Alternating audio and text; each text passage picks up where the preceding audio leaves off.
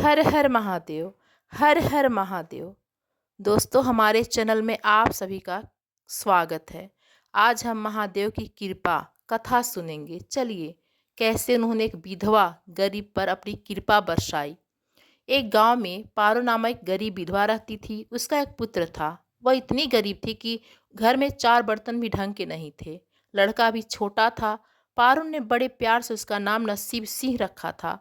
मगर वह इतना बदनसीब था कि उसके पैदा होने के कुछ समय बाद ही एक बीमारी से उसके पिता की मृत्यु हो गई। पारो घरों में चौका बर्तन करके अपना घर चलाती थी। उसे पक्का विश्वास था कि नसीब सी बड़ा होकर उसके सारे संकट को दूर कर देगा और बुढ़ापा चैन से गुजरेगा। इसी आस में रात दिन मेहनत करके वह अपने बेटे को पाल रही थी। नसीब सिंह था तो छोटा, किंतु समझदार बहुत था। संयम और धीरज की उसमें कोई कमी ना थी। किसी भी बात को गहराई तक जानने की उसमें प्रबल उत्सुकता रहती थी। एक दिन उसने अपनी माँ से पूछा, माँ, हम इतने गरीब क्यों हैं? उसकी माँ कहती है, यह सब भगवान की मर्जी है बेटा। दुखी स्वर में पारो ने कहा, यह सब नसीब की बात है। मगर नसीब सिंह यह उत्तर पाकर संतुष्ट नहीं हुआ। वह बोला, ईश्वर की ऐसी मर्जी क्यों है बेटा? यह तो ईश्वर ही जाने। अगर ईश्वर ही जाने तो ठीक है, मैं ईश्वर से पूछूंगा हम इतने गरीब क्यों हैं। बताओ माँ कि ईश्वर कहाँ मिलेंगे। पारो तो वैसे ही परेशान थी, अतः उसकी बातों से और परेशान होकर कह दिया, भगवान जंगल में मिलेंगे। लेकिन तुम वहां ना जाना। लेकिन नसीब सिंह ने दिल ही दिल में उसी क्षण इरादा बना लिया था कि वो ईश्वर को ढूंढेगा और पूछेगा कि आखिर हम इतने गरीब क्यों हैं। एक दिन वह जंगल की ओर चल दिया। जंगल घना और भयानक था। चलते चलते नसीब सिंह पूरी तरह से थक गया, मगर भगवान की परछाई भी उसे नसीब नहीं हुआ। अतः वह थक हार कर पत्थर की शिला पर जा बैठा और सोचने लगा कि भगवान तो यहाँ दिखाई ही नहीं दे रहे हैं। आखिर गरीबी दूर कैसे होगी। तभी संजोग से मृत्युलोक का भ्रमण करते करते भगवान शिव और माता पार्वती उधर से आ निकले। उन्होंने बच्चे को वहां बैठा देखा। उन्हें बहुत अचरज हुआ कि यह अबोध बालक इतने घने जंगल में क्या कर रहा है। भगवान शिव ने बालक से पूछा, तुम कौन हो और इस जंगल में बैठे क्यों हो? मैं ईश्वर को ढूंढ रहा हूँ। ईश्वर को ढूंढ रहा हूँ।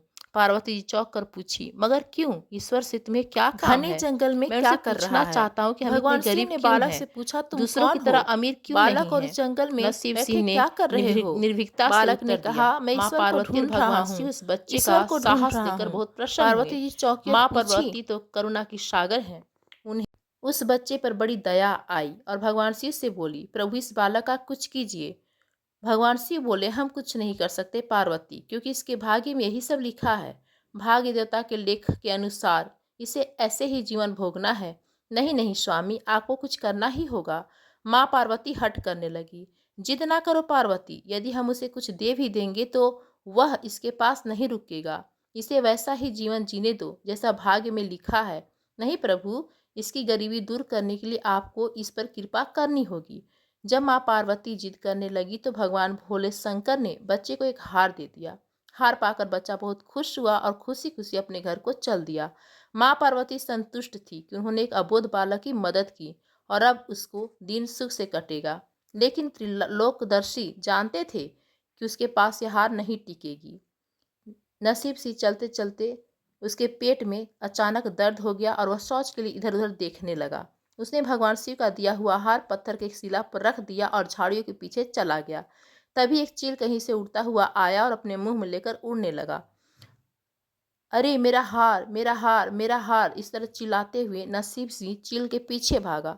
भागता रहा, लेकिन चील उड़ता रहा, उड़ता रहा। उसे पत्थर भी चलाए, लेकिन चील हाथ नहीं आया और हार सहित उड़ गया और उसकी आंखों से ओझल हो गया। वह बड़ा दुखी हुआ और रोते रोते अपने घर की ओर चल दिया। घर पहुंचकर उसने अपनी माँ को सारी बात बताई, मगर पारो को उसकी बातों पर बिल्कुल भी विश्वास नहीं हुआ। उसकी बात सुनकर थोड़ी सी उदास अवश्य हो गई, लेकिन नसीब सिंह माँ की उदासीनता को देखकर हतोत्साहित नहीं हुआ। उसने मन ही मन निर्णय लिया कि वह कल फिर वहीं जाएगा और भगवान शिव पार्वती को अपनी विपदा सुनाएगा। उसका विश्वास था कि भगवान शिव उस दुष्ट चील को अवश्य ही दंड देंगे।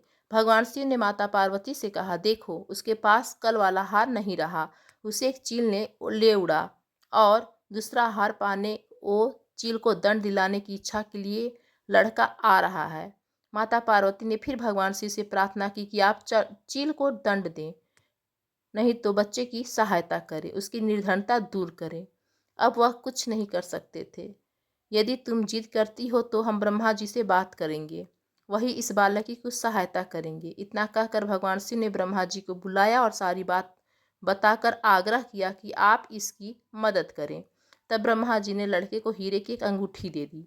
लड़के ने अंगूठी जेब में रखी और खुशी खुशी अपने घर चल दिया। उसने सोच लिया था कि अब वह एक पल के लिए भी अंगूठी को अपने से अलग नहीं करेगा।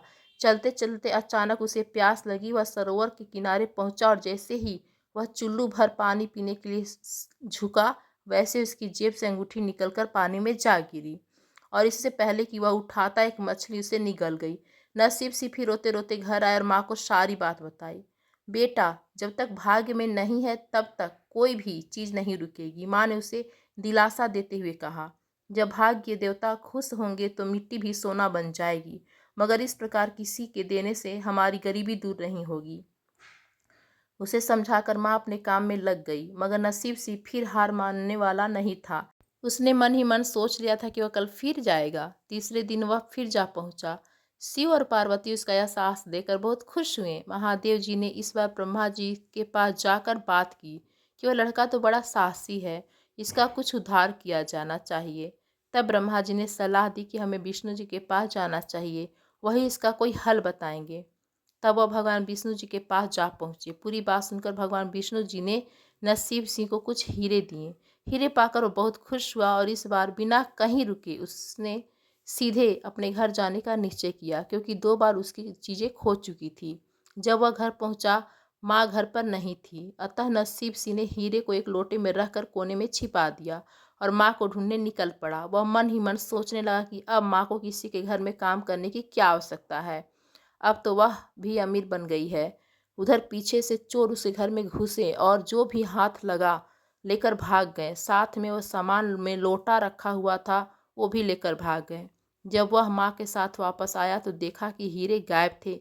इतना नहीं, घर का दूसरा सामान भी गायब था। अब तो उसकी माँ को बहुत गुस्सा आया। वह बोली, क्यों मुझे नई नई कहानियाँ सुनाकर पागल बनाता जा रहा है? सारा दिन आवारा की तरह इधर उधर भटकता रहता है और शाम को पिटाई के डर से कोई न कोई कहानी सुना देता है। माँ की डांट सुनकर नसीब सी रोने लगा। वह तो केवल यही जानता था कि जो कुछ भी उसने बताया था वह सत्य था। डांट खाकर उसकी हिम्मत और बढ़ गई और अगले दिन वह फिर से उस स्थान पर जा पहुंचा। भगवान भोलेनाथ सोचने लगे कि इस पर इतनी मुसीबतें पड़ी, लेकिन इसने हिम्मत नहीं हारी। इससे वह बहुत प्रसन्न हुए और भाग्य देवी के पास जाकर बोले, यह बालक बहुत ही साहसी, हिम्मती और धीरज वाला है। ऐसा व्यक्ति अभागा नहीं हो सकता। आज्ञा पाकर भाग्य की देवी ने नसीब सिंह को सोने का एक सिक्का दिया। सिक्का लेकर नसीब सिंह खुशी खुशी अपने घर को चल दिया। जब उसने घर जाकर वह सिक्का अपनी माँ को दिया तो उसकी माँ बहुत खुश हुई। अब क्योंकि उन पर भाग्य देवी की कृपा हो गई, अतः सारे काम ही अपने आप शुभ होने लगे। दूसरे दिन ही एक मछली वाला उसके गांव में मछली बेचने आया तो लड़के ने वही सिक्का देकर मछली खरीद ली। उसकी माँ ने मछली का पेट चीरा तो वह अंगूठी निकली जो ब्रह्मदेव ने उसे दी थी और जो उसकी जेब से तालाब में गिर गई थी। माँ ने अंगूठी संभाल कर रख ली और नसीब सिंह से बोली, जा बेटा, जंगल से थोड़ी लकड़ियाँ ले आ, आज घर में ईंधन बिल्कुल नहीं है। लड़का कुल्हाड़ी लेकर जंगल की ओर चल दिया। वहां जाकर जिस पेड़ पर लकड़ी काटने के लिए चढ़ा, वहां उसी चील का घोंसला था जो उसका हार उठा ले गई थी। लड़के ने देखा कि चील कहीं आसपास नहीं थी। नसीब सिंह ने अपना हार उठा लिया और जो जो भी थोड़ी बहुत लकड़ियाँ पेड़ के आसपास थी वही उठाकर घर की ओर चल दिया। माँ हार पाकर बहुत खुश हुई। अब तो देखते ही देखते उनके दिन बदल गए। घर में किसी चीज़ का अभाव नहीं रहा। फिर ईश्वर की कुछ ऐसी करनी हुई कि जो चोर उसके घर से हीरे चुरा कर ले गए थे, उन्हें सपने में महादेव ने चेतावनी दी कि जो हीरे उस लड़के के घर से चुरा कर लाए थे वे तुरंत वापस कर दो, वरना तुम्हारा सर्वनाश कर दूंगा। चोर उसी दिन हीरे उसके घर दे गया और अपनी गलती के लिए माफ़ी भी मांगा। इस प्रकार उस अभागे का भाग्य चमक उठा। अब उसके घर में किसी चीज़ की कमी ना थी और उनकी गरीबी सदा के लिए समाप्त हो गई। दोस्तों, आज की कहानी कैसी लगी हमें ज़रूर बताइए। साथ ही साथ कहानियाँ सुनने के लिए हमारे चैनल को सब्सक्राइब कर लीजिए। धन्यवाद।